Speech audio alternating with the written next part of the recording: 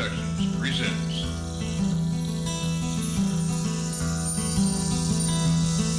Paradigms.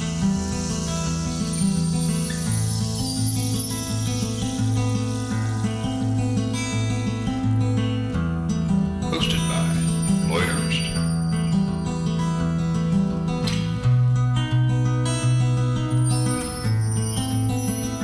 Living with Lupus with Lynn Bradley.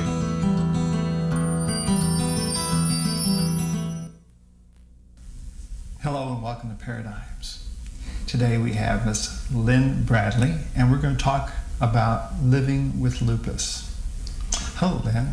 Hi, Lloyd. How are you doing? I'm doing pretty good today. Well, it's good to hear. You know, people don't realize, and a lot of people don't even know what lupus is, but it's a pretty sad little disease, isn't it? Well, not near as bad as it used to be. Used to be within 3 years of diagnosis, you could be in some pretty serious fatal or near fatal problems. What is it exactly? The best way I know of to explain it is that it's the opposite of AIDS. There's no connection with AIDS, but it's the opposite in that it's too much immune system instead of none. But overcompensating. It's just a whole different disease altogether, but it's too much. It's so much that it thinks that everything in the body is at some time or other sick and it's got to go fix it. Is it something that's catchy? Oh no, not at all. There does seem to be some evidence that it might be hereditary. Is that right? Now the incidence of lupus is much higher among women, and out of women as a whole, it is most high, like 4 to 1, among black women. Next is Asian and American Indian women, and then Anglos are the third group that have it. It has been diagnosed in teenagers, young men, adult men. They do get it, but it's much more rare, and that's one of the reasons that has led the researchers to think there may be a hormonal connection, but they haven't really established that either. We don't know what the cause is, and there is at this time no cure. What kind of symptoms do people get who have it?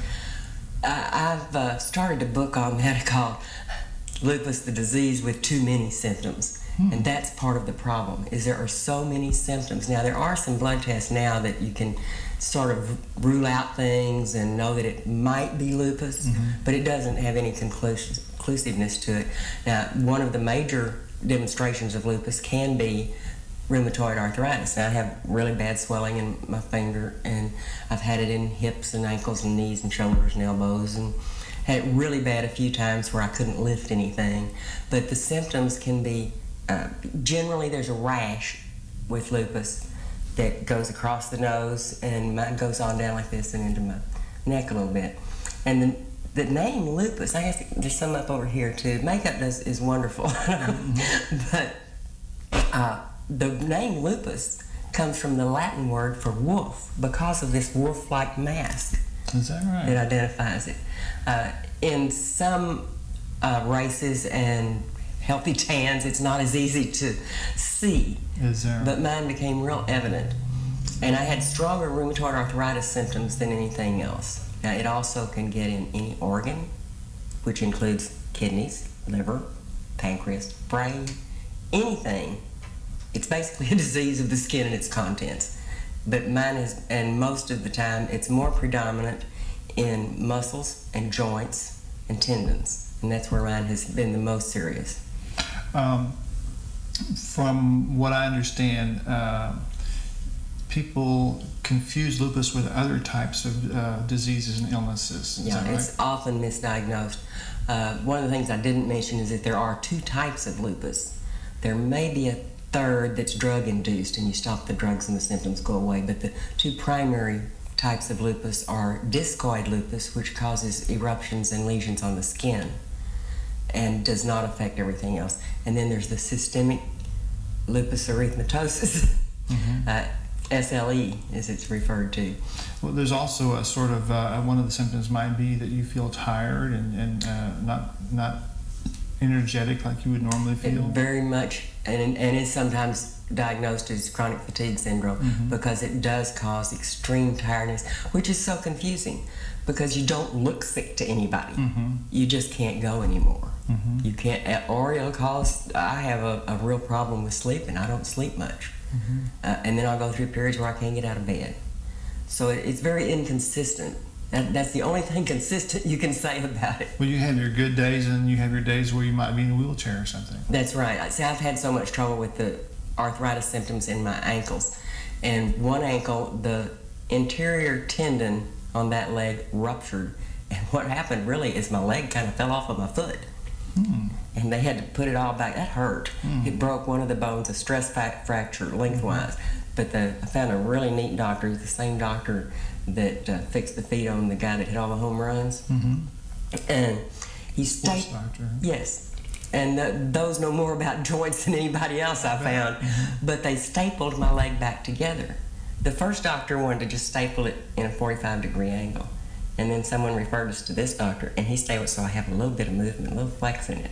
But most often they just staple it because it's not really going to be very useful. I can't put much weight on it. Some days it's stronger than others. Well, you say there are not many books out about this? There are quite a few books on it, but not many on the emotions and how you feel about it and what to do about that. And it'll tell the family to don't help you anymore than you need help, and that's real important because I feel incapable enough most of the time. And if my husband or friends are jumping to do things for me that I can still do, that doesn't help me. That encourages me to be less active and less dependent. And the more active I can be, swimming is good exercise. Any kind of banging, aerobic type exercise is not good. But as long as I can keep going, I would much prefer to do that. Well, in other words, if you can keep moving and stay active, it actually keeps the disease down a little bit? For me, it does, and for most of it, we don't want to overdo. Right. With rheumatoid arthritis or lupus, either one, the danger of overdo, because I wake up so stiff I can hardly move. And then I do all these range of motion, move every joint, which direction it'll go, and kind of get stretched out a little bit and eventually feel pretty good. And then I'm great. Man, by 3 o'clock in the afternoon, I am alive. And that may go until 2 in the morning, or I may just fade away by 6. I don't know. And that makes it really difficult for the family because they don't know. You don't look sick, you don't act sick, you just act lazy. But you don't feel good either. No. Now there are days when I hurt more but don't feel bad. And there are days when I don't hurt as much but might feel pretty bad, just down. And there are days when I hurt bad and feel bad both, and those are the pits. Well, what about depression? Is that any long-term illness can cause what's called secondary depression. It's still clinical depression. It still needs treatment. It's not something you're going to talk your way out of, at least not for me. Some people can. And that's another thing I do want to stress is that lupus is different for everyone. Some people can take a little bit of prednisone and be fine forever. What is that? Prednisone is a corticosteroid, not to be confused with the anabolic steroid that gets misused so often. Until the steroids were discovered in the 50s, I believe, there wasn't any hope for lupus. So it's like cortisone in a way? It is. That's what it is. It's a corticosteroid. It is a cortisone. So they shoot that in your joints too? No, I take it orally, different amounts. I was on like 5 milligrams for 3 weeks and then 10 for a week. And the week I took 10, I felt great. Now my rheumatologist has me on 7.5 pretty consistently. And sometimes I feel great and sometimes I don't. But the problem with the cure, with the treatment, is it destroys everything. It's hard on kidneys. It just really rapidly advances the osteoporosis. And the danger of breaking something is really serious. I have one friend who stepped off a curb and broke both heels. Wow. But she'd been on prednisone for so long, her bones were just really, really brittle. So the cure can sometimes be worse than... But like I said, it beats being dead in 3 years. Well, sure. How did your family feel about this? I mean, you say that they have a problem with dealing with doing too much for you because they're trying to compensate. Yeah. It frustrates my husband a good bit from time to time that I will just be a whiz, just do all kinds of things. And then I'll turn right around and just not get out of bed for days. Generally, I get up and going some, but a lot of times I won't leave the house. And other times, I don't know where I'm going next. I just stay real busy. Do the children understand?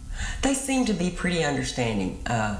One of them seems to think that I don't exercise hard enough, that would, and I don't eat right enough.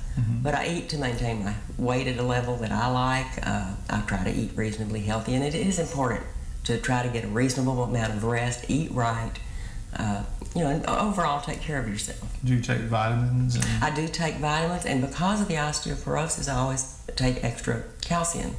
And there is a drug out called Flonase. It's a nasal spray type thing that helps the body retain the calcium that is depleted. And that's used, of course, in most older women that have a problem with osteoporosis. Well, I would imagine most doctors would prefer you stay off of alcohol and cigarettes and things like that as well. Yeah. Mainly because they already tax the system a little. Well, and the alcohol is such a depressant. So you don't need that at all. No. And I do take an antidepressant now, and at first I really didn't want to do that. I mean, to me, like many people my age, it felt like such a cop-out, like it was something missing in me that I couldn't cope with life. Oh. But when all you can do is cry, it's time to do something. Well, I think that's one of the hardest things that people have to deal with is to realize when they're depressed, because they always do feel like this, that they can whip it. Even people who have been on these things, they'll sometimes quit taking their medicine because they think they can do it, and then they can't, and then they go through a bunch of changes. I have to laugh inside when people tell me, I'm feeling good, I don't need the antidepressant anymore. Duh, they're feeling good because they're on the antidepressant, and it takes a couple of weeks for it to get out of your system, and they don't understand why, a week off of it, they feel great, so obviously they don't need it. Do bosses tend to understand when you're working for somebody? What kind of work do you have to do if you have this type of problem, or can you? Oh, I'm on disability at this time because I can only work inconsistently. I was working for an attorney, and there's no way I could show up every day. It just reached the point where I couldn't go anymore, and he was so sweet. He gave me a real nice going-away party, and he's a judge now, so I think I helped make him. But it was just some days getting to and from work was just such a major chore, and being at work all day. Now, I had an unusually understanding boss in that I was allowed to have a little longer lunch hour, and he brought some Pella and stuff down. I could go in the law library and take a little nap, and that helped. I could not have worked as long as I did without that. But most people who have had lupus for any length of time stay home, either on disability or with family care. It's just because of the unpredictability of it. Is there a growing awareness of lupus? Are there more people who are showing up with the disease now? They're learning how to diagnose it? I don't know that there's more people showing up with it. It's more readily diagnosed.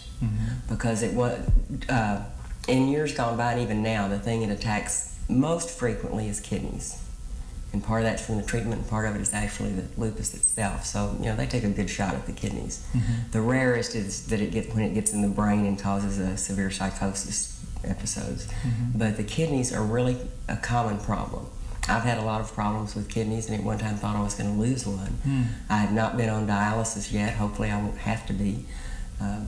With some of the newer treatments and things, I've had a lot of success in some areas and lots of pain in others. But it's I think medicine is progressing, and there is more research now than there used to be on it. So are there support groups for people who have lupus? Yes, there is. The Lupus Foundation, they put out a quarterly magazine, newsletter type thing. There are local meetings of the Lupus Foundation. I don't know exactly what nights there are and where right now, but you can look it up. It is in the phone book. I know if you contact them by phone, they will mail you some brochures on it, and that was tremendously helpful to me. I imagine there's something on the internet, huh? Oh yeah, there is. Not as much as I had hoped. There's some good basic information, but there again, it's kind of like each case is so different. And you really have to get down to what works for me. Finding a good rheumatologist is a big help. I've been through about 3 of them, and I really am pleased with the one I go to now. I had a real good success with another one that we moved out of the area and changed HMOs and all that kind of stuff. And now that I'm on Medicare, I pretty much pick who I want. Mm-hmm. Well, doctors don't always know what you've got when you show up at their doorstep with something. There's more information out there now, and they're more likely to be suspicious of lupus if you have a body of symptoms. When you first went, what was it? But when I first went, I was diagnosed as rheumatoid arthritis for the first 8 years. 8 years? I changed doctors. The doctor I was going to, who was really a fine doctor, but he decided to specialize in one of the few things I didn't have. Mm-hmm. And so I changed doctors, and that doctor looked me over on my first exam, and he said, I think there's something more than just the rheumatoid arthritis going on here. Mm-hmm. And he sent me to a rheumatologist. And I found out, even though the treatment is not vastly different between rheumatoid arthritis and lupus, they're basically both systemic disease. They both have the too much antibodies that attack the body. The difference is that the lupus can get in the organs. It does cause a lot of other symptoms too. But he put me on a little different medication. I've been on, I don't even know how many different anti-inflammatories and gold shots, and there's several new things. In fact, there's one new drug out right now that I'm not on yet because we're trying something else first. That's $8 a pill. What is a gold shot? It's a shot that has gold in it. Back in the 40s, they were doing some experimentation on cancer patients. Mm-hmm. And one of the treatments they used was heavy metals, and gold was one of them. Mm-hmm. And they discovered, much like other things are serendipitously discovered, that the cancer patients who had rheumatoid arthritis, about 70% of them, the symptoms were under control. They went away, huh? And if the swelling did occur, and at the time I was on gold shots, this finger was as bad as this one, or worse, because both joints were bad. And I was on the gold shots for 4 years. This got huge for about 2.5 to 3 years, and it moved on to something else, so there was no permanent damage. It moved on. That's the thing about lupus and rheumatoid arthritis both. They are not progressively worse. It's where they hit you that makes the difference. And there's no predicting that, is there? Doesn't seem to be. So the symptoms are varied, but generally affect the skin and its contents. The arthritis, the joints. No, I've had my pancreas shut down because of inflammation and had to be off of food for 5 days on IVs in the hospital. My kidneys have had problems. It causes inflammation. But your pancreas is all right now? It's fine. So it moves from one place to another? Right. It's very unpredictable. And whereas the rheumatoid arthritis, as far as I know, only affects tendons and joints and possibly muscles. I think so. Mm-hmm. And the lupus is more prone to those, I think. I mean, from my research, that is what's indicated. But it also will migrate to other things. So it's sort of unpredictable where you're going to be dealing with next. Which, precludes any any employment, because, they want you to show up every day. Right. Well, you said you had got on disability. Mm-hmm. Social Security. This is through the government. Yes, Social Security disability. And are the government pretty helpful in that way? They want to be, and they try to be, but I'm sure that there's a lot of people who would take advantage of that. And it took me 2 years to get my disability accepted. And one of the reasons was that the doctor the Social Security office sent me to would not put down rheumatoid arthritis or lupus. He just wrote arthritis. Non-specific arthritis is not a disability, but rheumatoid arthritis or lupus is. And why would he do that? It's faster. He didn't do enough tests to even know what I had. There were lots of people in the waiting room. It's undermanned. So our government system for these types of things is really being taxed. It is. I'm grateful that I have it, and it's made the difference in the quality of my life. Mm-hmm. It's not very much, but it makes a difference. Did you have insurance at the time? No. Well, was it that you had insurance and didn't have it anymore for some reason, or they wouldn't cover you? Both. I mean, we had it at one time, and then when I changed jobs, the attorney I went to work for had it through his wife, and my husband had become disabled due to another long-term illness. And when he changed companies, he didn't have it anymore. And then we have tried to get some sense, and nobody's going to cover somebody. It's they don't buy death claims. Well, that's sort of terrible. I mean, the insurance companies are making money off of people who are well, but then they don't help the ones that are... Well, yes, they do. I mean, I think that's misleading because if you keep paying your premiums, you bet they pay off.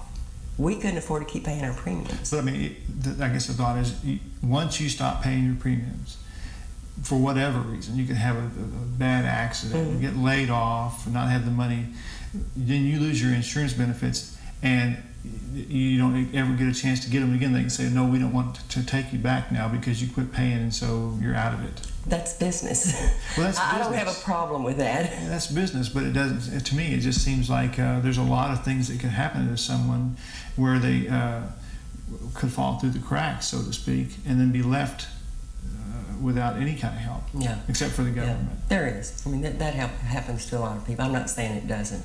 I'm saying that if we had paid our premiums, yes, they would have paid off. You could have kept doing that. Yeah. That's required of any business. You don't just go in and take what you want out of a store without paying for it. And that's basically what you're saying is that, Well, that's how they make money. That's true.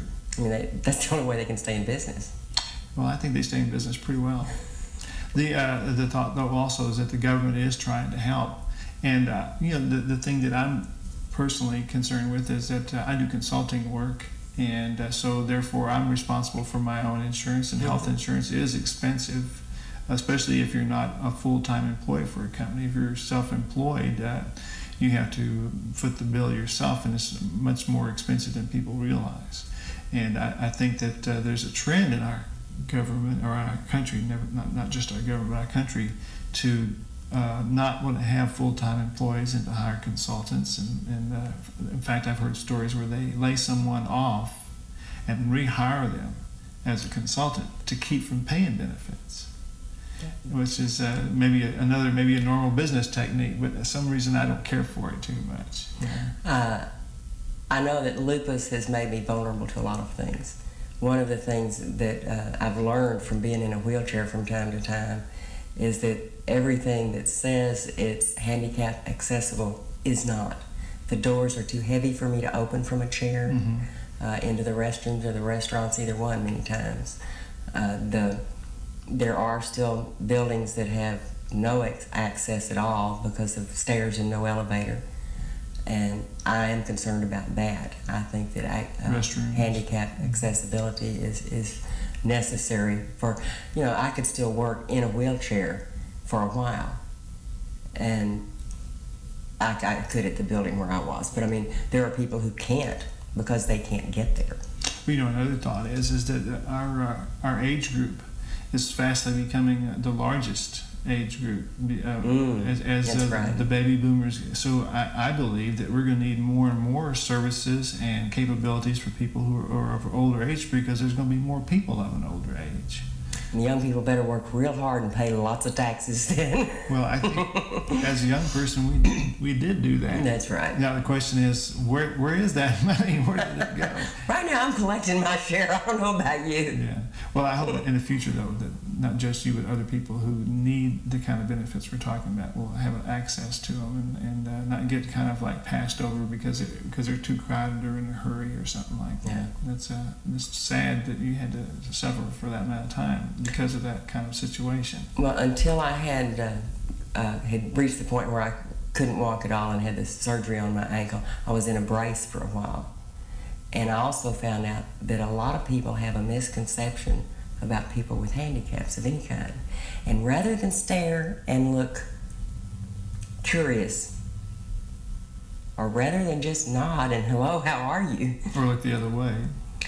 They look through you. You don't exist. Or they look the other way. What they should do is walk up to you and say, hi, how are you? Well, I mean, just a normal greeting, especially here in Texas. Mm-hmm. You pass somebody in the hall, you don't know them. You just kind of grin and nod, or, how you doing? You don't want an answer. Yeah, and I would not even get acknowledged in quite a few instances. So I've definitely, as a result of lupus, some good things have happened. I've learned to be more compassionate toward other people and to understand that people are just people. I was rather protected at one time in my early childhood, and I didn't see a lot of people with any kind of handicap or even very many old people. So this was all, had to learn a lot about getting along in the world. But it just really changed. Anything that changes your life, changes your perspective on life, And in order to deal with these things, it has caused me to search my soul and become more spiritual. It's caused me to not depend on other people, but to accept their help. Mm-hmm. One of the things I learned through all of this was that it makes me feel so good to help somebody. I really enjoy that. Mm-hmm. And for me to say, no, I'll do it myself, and struggle with something that I really shouldn't be doing by myself, is to deny them that good feeling. The opportunity. That's right, and to feel good about helping somebody. And once I realized that, it's much easier to just say thank you and to not make a big deal out of it. Well, it seems to me also you become sort of, in a way, an advocate by coming on this program and talking about your disease, which I'm sure is not the easiest thing to do, and also working on this book where you can help people who maybe don't know how, that maybe need some help to know what other people are going through and how they're dealing with it and how to deal with it and some of the things they can do. That, I think it's I very hope so. admirable. I really hope so, because the research that I have found was great on medical information, and it was very good on some things, but it didn't help me look inside and learn the techniques I have learned to cope with life. And I think coping with life is about all most of us do. You know, we try to embrace life and enjoy life and do a lot of other things. But in spite of it all, life is life. Bad things happen to all kinds of people. I don't deserve to have lupus. I have lupus. Mm-hmm. You know, it's not a big deal. I wasn't singled out to be sick. Mm-hmm. And, you know, so far I haven't been singled out for a miracle of recovery, although I know there are people who have. Well, and I believe that. It works for them. So it's coping with life. It is. We all have to cope with life in our own way, and I have found a way that works pretty good for me. Well, you know, Paradigms, the idea that the show was created was to try to help people by maybe hearing your experience and to get an idea about that there are all other ways to think about things, other ways to live, and to realize things that can happen to anybody, and to be sort of sympathetic or open-minded about things. I think open-minded is the key. To accept things. Mm-hmm. Mm-hmm. Well, you know, we also deal with people from other races and other political and economic situations and health perspectives as well too. And the thing to remember is that it could happen to anybody. You could be anywhere. It's true. One thing I have heard someone tell me that we should be very grateful that we are where we are in this country, because a lot of places don't have it as good as we do. And one friend of mine told me a story about there was a man who was unhappy with not having any shoes till he met someone who didn't have any feet. I'd like to answer to that. Mm-hmm. That is one of my favorite stories, and I tell it like this. You know, I met a man who had no feet, and I had no shoes, and it was cold outside. Mm-hmm. Him not having feet didn't make my feet a bit warmer. Mm-hmm. And I'm sorry he doesn't have any. Mm-hmm. But my feet are still cold. What do I do about that? That's right. And that's what I had to learn, was what do I do about my situation? Mm-hmm. True, I'm grateful I live in the United States. I'm grateful I live in Texas. I'm grateful for who I am and what I am, and the people who I've known. Some I've helped. I hope I haven't hurt many, and many have helped me. But my feet are much warmer when I'm able to give something back to the world. Well, I'm grateful to know you. I think you're really a swell person, and I'm really hoping the best for you, and that you're very successful with your writing career, and that people will listen to what you're saying and go out and help other people to cope with the problems and diseases and whatever they're dealing with, you know, with an open heart and open mind, because that's the kind of things I think we need today. And it's good to see you doing that and other people doing that as well. Thank you, Lynn. I appreciate you being here. Thanks for having me. This has been Paradigms. My name is Lloyd Ernst. Thanks for watching. Please watch us again.